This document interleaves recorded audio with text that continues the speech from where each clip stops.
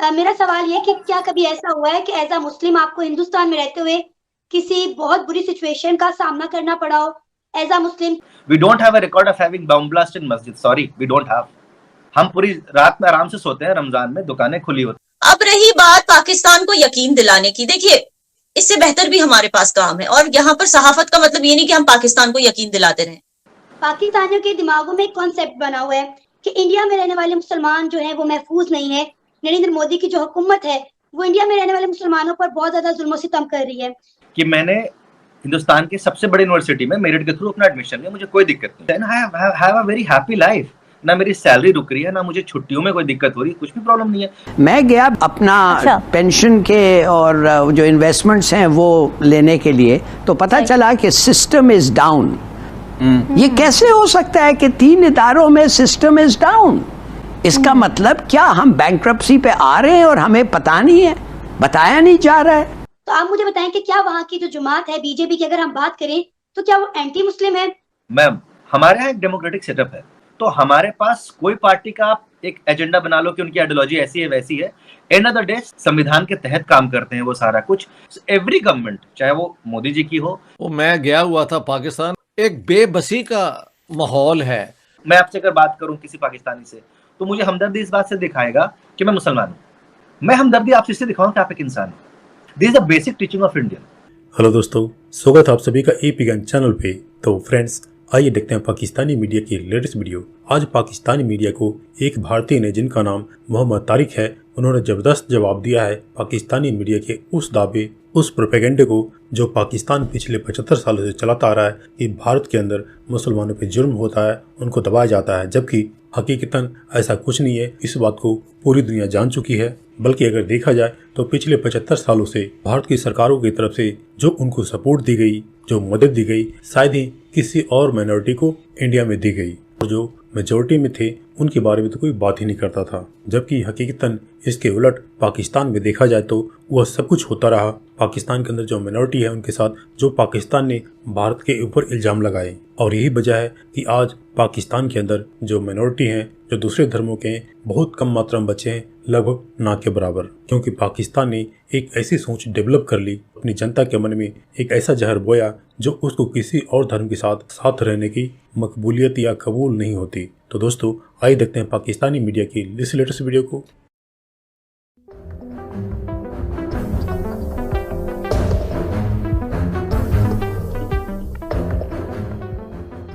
नाजरीन, आज हमें ज्वाइन किया है इंडिया से एक इंडियन मुस्लिम मोहम्मद तारिक ने। पाकिस्तानियों के दिमागों में एक कॉन्सेप्ट बना हुआ है कि इंडिया में रहने वाले मुसलमान जो हैं वो महफूज नहीं है। नरेंद्र मोदी की जो हुकूमत है वो इंडिया में रहने वाले मुसलमानों पर बहुत ज्यादा जुल्म सितम कर रही है। बड़ी वहाँ पे घुटन बड़ी जिंदगी गुजार रहे हैं। आप इस हवाले से क्या राय रखते हैं? Ma'am, I will take 2 minutes in explaining this. आपको मैं 2 स्टैटिस्टिक्स देता हूँ कि मैंने हिंदुस्तान की सबसे बड़ी यूनिवर्सिटी में मेरिट के थ्रू अपना एडमिशन लिया, मुझे कोई दिक्कत नहीं। आज मैं जहाँ कंपनी में काम कर रहा हूँ वहाँ मेरा मैनेजर हिंदू है। I have a very happy life.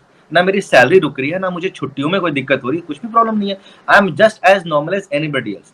I mean, I don't know कि उनको कंफ्यूजन क्या है किन चीजों का। सी, और एक और बात ये भी मैम कि वो जो न्यूज देखते हैं, जो कुछ क्लैशेस के, मैम 142 करोड़ की आबादी वाला देश है, इसमें थोड़े बहुत अगर क्लैश हो रहे हैं तो उसको रिलीजन का नाम नहीं देंगे। अगर शायद आबादी एक रिलीजन की भी होती तो भी वो क्लैश करते, किसी नाम पे करते, शायद घर के नाम पे करते, कुछ भी होता।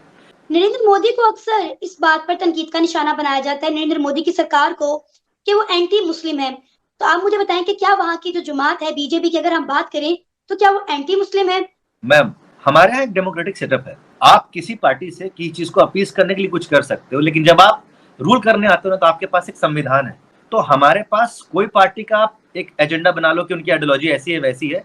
एंड ऑफ द डे संविधान के तहत काम करते हैं वो सारा कुछ। एवरी गवर्नमेंट, चाहे वो मोदी जी की हो, चाहे इसके पहले जो हो, चाहे इसके बाद भी आएगी, चाहे जो भी आएंगे, ये। अच्छा मोहम्मद तारिक, वहाँ पे मजहबी आजादी आपको कितनी हासिल है?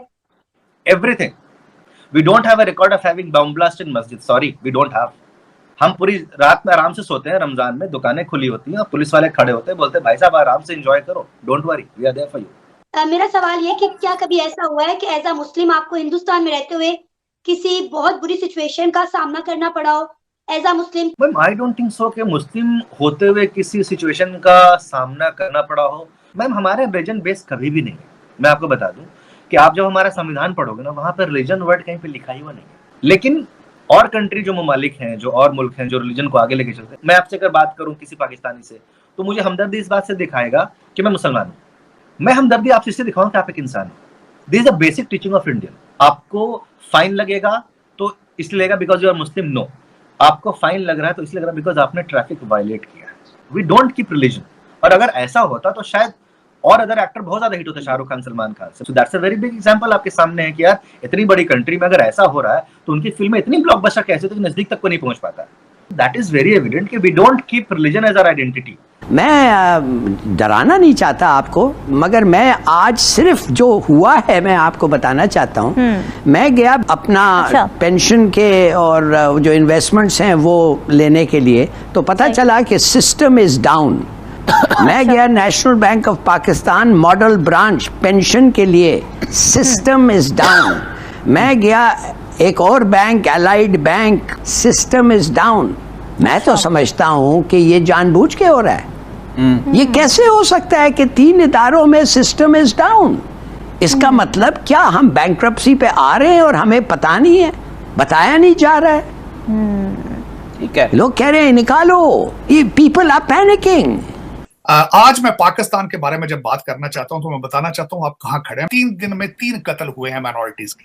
कत्ल होने वाले कौन है? सरदार दयाल सिंह है पेशावर में, दुकानदार, डॉक्टर बीरबिल सिंह कियानी, और पेशावर में काशिफ मसीह। रमजान के महीने ये सवाब कमाने के लिए आपने किया। This is kind of Islam you have there in Pakistan. और दूसरा मैं अब आगे चलना चाहता हूं। इसे एक खबर आई पाकिस्तान से, कराची से, कि इजराइल पहली दफा कोशर फूड गई है इजराइल। मैंने कि उसको मुबारकबाद पेश की। साथ ही अगले दिन उसकी तरदीद आ गई कि नहीं, ये गलत कहा गया है, पॉलिटिकल इक्विटी लूज हो रही थी, उसको डान पे आज रिजेक्ट कर दिया गया। उन्होंने कहा ये गलत खबर है, हम इजराइल के साथ ट्रेड नहीं करेंगे। वर्सेस अब मैं बताना चाहता हूं, जहां से आपका मजहब शुरू हुआ है, उन्होंने बॉलीवुड शुरू कर दिया वहां पे। वो मैं गया हुआ था पाकिस्तान, अब 75 साल बाद जाके अगर आप देखें तो एक बेबसी का माहौल है, क्योंकि लोग उम्मीद लगाए बैठे रहे किस्मत बदलेगी, एक नया मुल्क बनेगा, शायद हमें तरक्की करने का मौका मिले।